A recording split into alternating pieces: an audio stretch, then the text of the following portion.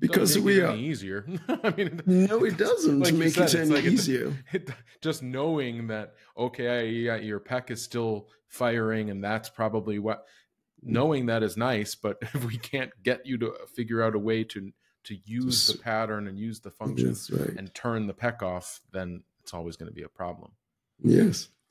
So I think that when it comes to the four spherical joints of the shoulder and the hip, they are the next challenge in terms of syndromes, because many times we must start, either you have syndromes that are related to the canister, pelvic floor, abdominal trigger points or neuralgia, rib dysfunctions, spinal problems, whether of the lumbar, thoracic, thoracolumbar, thoracic and cervical spine, and the muscles attached to the canister.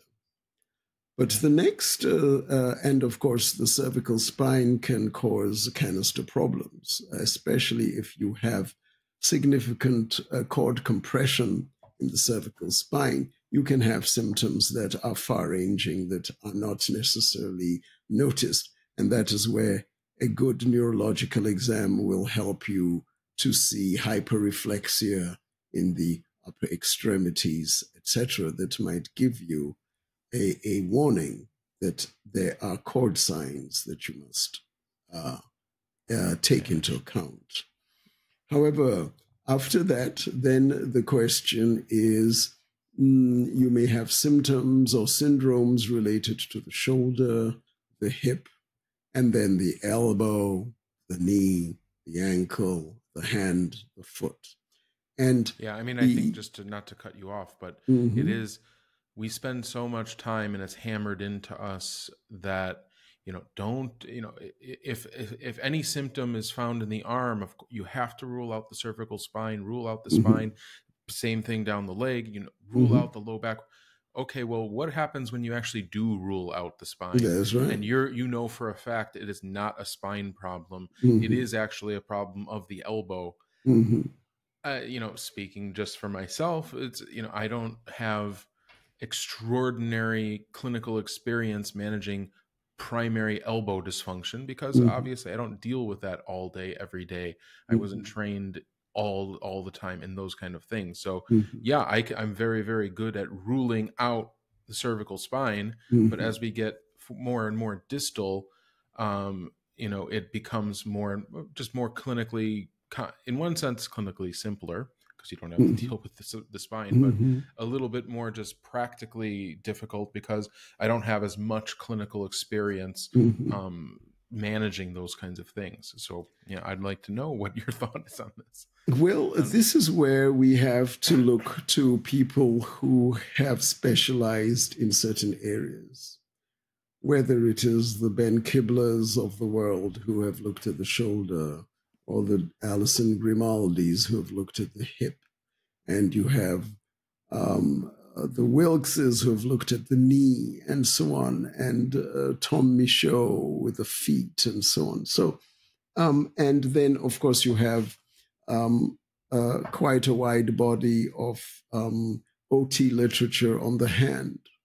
And that is why I always say you must be a jack of all trades. You don't have to be a master of any one, but you must know a little bit of what is the syndromes that govern these areas and how they are, what their presentation is. Do I have an anteriority of the humerus in the glenoid? Do I have an anteriority of the coxa, the femoral head in the acetabulum? Do I have, and this goes back again to subsystems. Am I looking at a muscular dysfunction around the elbow or shoulder? Am I looking at a neural entrapment? Am I looking at a fascial problem around am I looking at a vascular problem around this? How do they present? How have experts told us that they present. And if I can read up on these, then I start to piece together what I'm seeing, what the likely representations are, and what systems they belong to. And if I can identify the system, then I have a fighting chance to treat it properly. So if I have, for example, an anterior shoulder and I have pain in the elbow,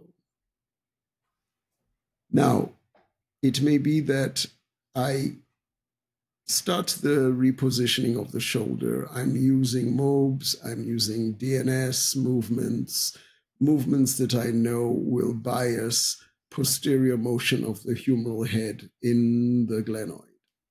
And yet this does not resolve my elbow problem at all. In one sense, DNS has failed you with that. Well, DNS has failed me. But it is also pointing me to the fact that something else, not just the movement, is a problem, and not just the displacement of the shoulder joint is the problem.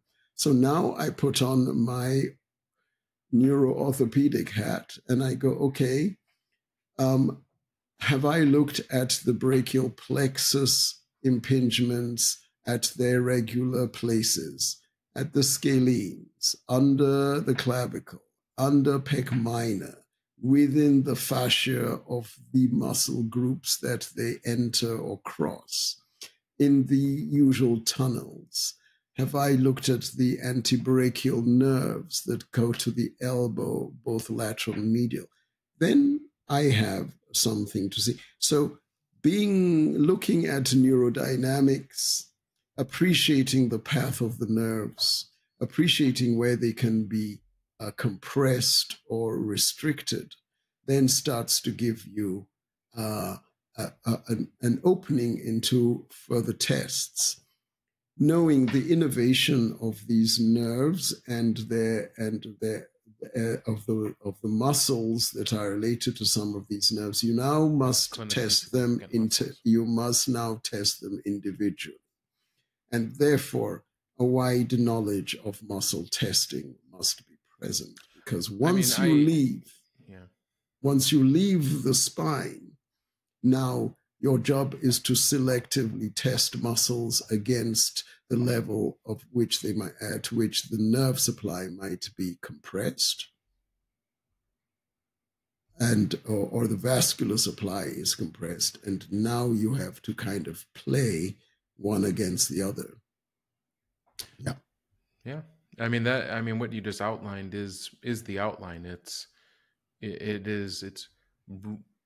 once you rule out the proximal structures of the spine and the pelvis, and you start to move out distally, then it's kind of ruling in and out and subclassifying neurologic impingement problem, musculoskeletal problem, joint problem, fascial problem.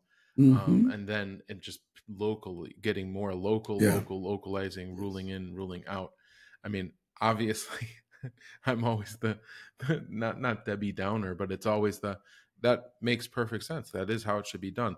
But having the practical knowledge at your fingertips to implement within a session is obviously the trick. It is the trick. And if you enjoyed this conversation and want to hear more like it, then please like this video and subscribe to our channel. You can also stay up to date on our latest seminars on our social media pages on Instagram and Facebook @IMTR Seminars.